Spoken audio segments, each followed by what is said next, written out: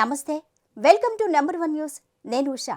రాష్ట్ర వ్యాప్తంగా పోలీసులు ద్విచక్ర వాహన తనిఖీలు చేపట్టారు. హెల్మెట్ లేని వారికి కఠిన చర్యలు తప్పవని హెచ్చరిస్తున్నారు. ఇక విజయవాడ విషయానికొస్తే హెల్మెట్ లేకపోతే ప్రకాశం బ్యారేజ్ మీదకి అనుమతించేది లేదని పోలీసులు ద్విచక్ర వాహనదారులకు అల్టిమేటం జారీ చేశారు. జిల్లా ఎస్పీ సతీష్ కుమార్ ఆదేశాల మేరకు తాడాపల్లిలో ద్విచక్ర వాహన తనిఖీలు చేపట్టారు. హెల్మెట్ ధరించకుండా గుంటూరు జిల్లా నుండి విజయవాడకు వెళుతున్న వాహనదారులను నిలుపుదల చేసి వెనక్కి పంపించారు. ద్విచక్ర వాహన చోదకులకు హెల్మెట్ వాడకంపై అవగాహన కల్పిస్తున్నామని ట్రాఫిక్ ఎస్ఐ నారాయణ తెలిపారు. ద్విచక్ర వాహనం నడిపే ప్రతి ఒక్కరూ తప్పనిసరిగా హెల్మెట్ ధరించాలని, నిబంధనలు పాటించకపోతే కఠిన చర్యలతో పాటు జరిమానాలు విధిస్తామన్న సిఐ బాలమురళీకృష్ణతో మా ప్రతినిధి సురేంద్ర ఫేస్ టు ఫేస్. మన విజయవాడలో ఏదైతే వారధి ఫ్లైఓవర్ రోడ్లో మన ట్రాఫిక్ పోలీసులు హెల్మెట్ ధరించకపోతే కఠిన చర్యలు తప్పవని చెప్పి ప్రతి ఒక్కరికి హెల్మెట్ ఉండాలి, తన ప్రాణాలు మీరు కాపాడుకోవాలి, ఏదైనా హెల్మెట్ ఉంటే కొంతవరకు సేవ్ వస్తామని ప్రభుత్వం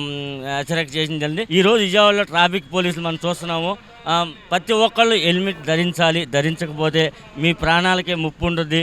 మీ సేఫ్ సైడు మీరు భద్రతగా ఇంటికి వెళ్ళి మీ ఫ్యామిలీతో సంతోషంగా హ్యాపీగా ఇంటికి వెళ్ళొచ్చు. హెల్మెట్ లేకపోతే ఎక్కడ ఒకవేళ ఏమైనా జరగడానికి జరిగితే మీ ఇంట్లో ఫ్యామిలీ కూడా బాధపడతారు అని మీ మంచి కోసమే మేము చెప్తున్నాం, కానీ ఏదో మా సరదా కోసమో మాకు ఏదో మా గొప్ప కోసమో కాదు. హెల్మెట్ ఉంటే ప్రతి ఒక్క ప్రాణం కాపాడొచ్చని పోలీసులంతా ఎలక్ట్ అయ్యి ఈరోజు విజయవాడలో సిటీ మొత్తం ఎవరైతే హెల్మెట్ ధరించకపోతే వాళ్ళకి చిన్నగా ఫైన్ వేసి వాళ్ళు ఏదో కొంచెం ఇంపరెన్స్గా భయపెట్టి వాళ్ళు మళ్ళీ జాగ్రత్తగా హెల్మెట్ కొనుక్కునేలాగా పోలీసులు ట్రాఫిక్ పోలీసులు కూడా చెప్తున్నారు. మన దగ్గర సార్ ఉన్నారు. సార్ చెప్పండి, మురళీకృష్ణ గారు, ఈరోజు మన విజయవాడలో ఎంతమంది ట్రాఫిక్ హెల్మెట్ ధరించకపోతే మీరు ఆపారు ఏంటని చెప్పండి. అందరికీ నమస్కారం. నేను బాలమురళీకృష్ణ, ఫైర్ ట్రాఫిక్ సిఐనండి. ముందుగా అందరికీ మా పోలీస్ డిపార్ట్మెంట్ తరఫున, తర్వాత మా సిపి గారి తరఫున, అందరి తరఫున కూడా విజయవాడ నగరవాసులందరికీ కూడా నూతన సంవత్సర శుభాకాంక్షలు. అట్లానే ఈ వచ్చే నూతన సంవత్సర వేడుకల్లో ఎటువంటి అపశృతి జరగకుండా డెత్ ఫ్రీగా చేయమని చెప్పి మన సిపి గారు పలు ఇన్స్ట్రక్షన్స్ ఇవ్వడం జరిగింది. ఈ మధ్యకాలంలో హెల్మెట్ మీద అవేర్నెస్ కోసం గత 15 రోజుల నుంచి కూడా విపరీతంగా మనం శ్రమించడం జరుగుతుంది. హోర్డింగ్స్ పెడతాం కానీ, అవేర్నెస్ ప్రోగ్రామ్స్ కండక్ట్ చేయడం కానీ, కాలేజెస్లో కానీ స్కూళ్ళలో కానీ అవేర్నెస్ ప్రోగ్రామ్లు కండక్ట్ చేయడం కానీ, అట్లానే రోడ్డు మీద అవగాహన కల్పించడం కానీ ఇలా రెగ్యులర్గా చేస్తున్నాము. అయినా కానీ కొంతమంది వైఖరిలో మార్పు రావడం తక్కువగా కనపడటంతో కఠిన చర్యలు తీసుకోమని చెప్పి సీనియర్ ఆఫీసర్స్ ఆదేశాల మేరకు ఈ చర్య చేపట్టడం జరిగింది. వితౌట్ హెల్మెట్ మన విజయవాడ సిటీలోకి ఎంటర్ అయ్యి దానిలోకి ఎంటర్ అవ్వకుండా కొంత వాళ్ళకి పనిష్మెంట్స్ అనేది పనిష్మెంట్ అంటే వాళ్ళకి అవగాహన కల్పించడానికి వాళ్ళ వెహికల్స్ అన్నీ కూడా చెక్ చేయడం, ప్రాపర్ రికార్డ్ లేకపోతే సీజ్ చేయడం జరుగుతుంది. ముఖ్యంగా మేము కోరుకునేది మీడియా తరపు నుంచి కూడా మమ్మల్ని అభ్యర్థించేది ఏంటంటే, హెల్మెట్ అనేది మా డిపార్ట్మెంట్ కోసం కాదు, అది ప్రజలు తమ కుటుంబం కోసం, దానికోసం. ఎందుకంటే తల అనేది చాలా ఇంపార్టెంట్ పార్ట్ మన బాడీలో. తలని మించిన పార్ట్ లేదు. దానికి ఏదైనా చిన్న ఇది జరిగితే అది ఆల్ ఆఫ్ సడన్ ఒక లైఫ్, అతని లైఫే కాదు, అతని మీద ఆధారపడి ఉన్న కుటుంబ సభ్యులు కానీ, ఆశలు పెట్టుకున్న తల్లిదండ్రులు కానీ, లేకపోతే స్నేహితులు కానీ, బంధువులు కానీ అందరూ కూడా లాస్ అనేది వస్తుంది. ఒక తలకి మేజర్ చెయ్యి కానీ, కాలు కానీ ఏదైనా అవయవానికి డ్యామేజ్ జరిగితే దాన్ని రిపేర్ చేసుకోవచ్చు, లేదంటే సర్వైవ్ అవ్వచ్చు. కానీ తలకి కానీ దెబ్బ తగిలితే అది మనం ఎప్పుడు కూడా గ్యారంటీ చెప్పలేము. అతని లైఫ్ అనేది చిన్న దెబ్బ అవ్వచ్చు, పెద్ద అవ్వచ్చు, బ్లీడింగ్ ఉండొచ్చు, బ్లీడింగ్ ఉండకపోవచ్చు. ఇమీడియట్గా కోమాలోకి వెళ్ళిపోతారు. అతని జీవితం మొత్తం, అతని మీద ఆధారపడిన వాళ్ళ జీవితాలు మొత్తం రోడ్డు మీద పడుతుంది. కాబట్టి హెల్మెట్ అనేది ఖచ్చితంగా వాళ్ళు ఒక భాగం అవ్వాలి. బయటికి బండి తీసినాకనే మనం ఏదైతే మర్చిపోకూడదో, ఏదైతే మనకి ఇంపార్టెంట్ అనుకున్నామో హెల్మెట్ లేకుండా రావడం అనేది జరగకూడదు. అది ఒక పార్ట్ అవ్వాలి. అది అనేది మా ఉద్దేశము. వాళ్ళని కాపాడుకోవాలి, అట్ ది సేమ్ టైం అవతల వాళ్ళని కూడా కాపాడాలి.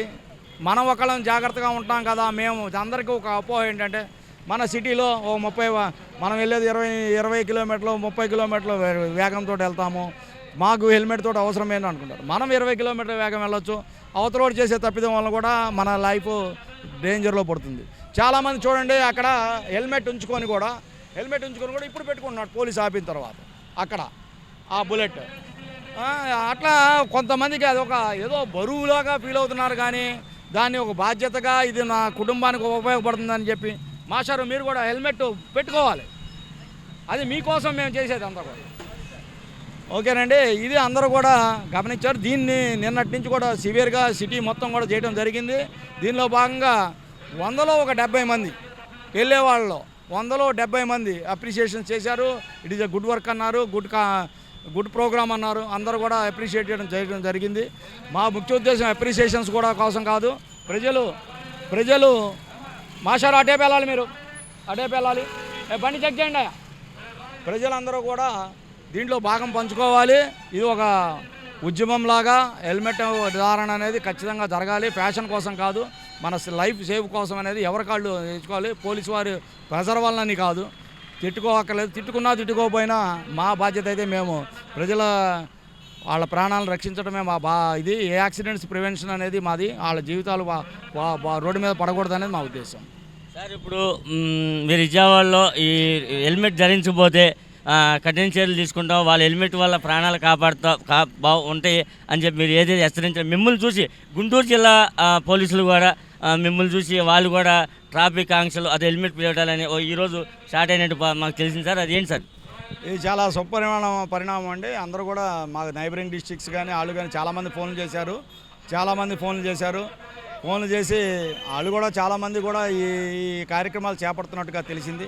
ఇది ఏదైనా కానీ మంచి శుభపరిణామం అని చెప్పి తెలియజేసుకుంటాను. ఇదే మా సిపి గారు, డీసీపీ గారు, ఏడీసీపీ గారు వాళ్ళ ఆలోచనల నుంచి వచ్చింది కాబట్టి ఈ క్రెడిట్ అంతా కూడా సార్ వాళ్ళకే చెందుతుందని. సార్ ఇంకో చిన్న విషయం ఏంటంటే మా నెంబర్ 1 ఛానల్ తరఫున మేము చిన్న రిక్వెస్ట్ చేస్తున్నానంటే, మా నెంబర్ 1 ఛానల్ మేము అడిగేది ఏంటంటే సార్, సిటీ అవుట్కట్ కంటే సిటీలోనే స్పీడ్ వెళ్తున్నారు సార్. ఆ స్పీడ్ ఇంత కంట్రోల్ అని మీరు ఏమన్నా రేపేమన్నా మా నెంబర్ 1 ఛానల్ నుంచి మేము రిక్వెస్ట్గా అడుగుతున్నాం సార్. మీరు ఆ రిక్వెస్ట్గా ఆ స్పీడ్ అనేది ఏమన్నా సిటీలోనే ఎక్కువగా ఉంది, దాన్ని ఏమన్నా కంట్రోల్ చేయగలరా? మీరు అన్నది కరెక్టే. రోడ్స్ విస్తారంగా ఉండటంతో బందర్ రోడ్ ఒకటి, బీఆర్టీఎస్ రోడ్ ఒకటి, ఈ రోడ్లో ఎక్కువగా స్పీడ్ అనేది గేమ్. దాని మీద ఏంటంటే కుర్రకారు అంటే మన కాలేజ్ చదివేవాళ్ళు కానీ వాళ్ళు కానీ థ్రిల్ కోసం స్పీడ్గా నడుపుతడం జరుగుతుంది. అటువంటి వారిని ఐడెంటిఫై చేసి మ్యాక్సిమం డేంజరస్ డ్రైవింగ్ కానీ తర్వాత ఇంకా వేరే సెక్షన్లతో కూడా బళ్ళు సీజ్ చేయడం జరిగింది. నెంబర్ ఆఫ్ బళ్ళు సీజ్ చేయడం జరిగింది. సౌండ్ పొల్యూషన్స్ మీద కూడా చాలా డ్రైవ్ చేశాము, ఏది సైలెన్సర్ల మీద. ఇక్కడ నుంచి దానికి నిమిత్తంగానే సిపి గారు ప్రత్యేకంగా కొంతమందిని నిఘా కూడా ఏర్పాటు చేయడం జరిగింది. ఖచ్చితంగా దీని మీద చర్యలు ఉంటాయి, దాని మీద గట్టి చర్యలు ఉంటాయి. ఎందుకంటే బళ్ళు సీజ్ చేయడం జరుగుతుంది, వాళ్ళ డ్రైవింగ్ లైసెన్స్ క్యాన్సిలేషన్ చెక్కి లెటర్లు పెడతాం జరుగుతుంది, క్యాన్సిల్ కూడా చేయడం జరుగుతుందండి. కాబట్టి ప్రజలందరూ కూడా దీన్ని గుర్తుపెట్టుకోవాలి. ఎవరైనా అలా స్పీడ్గా నడుస్తుంటే దయచేసి ఆ నెంబర్లు ఒకటి నోట్ చేయండి.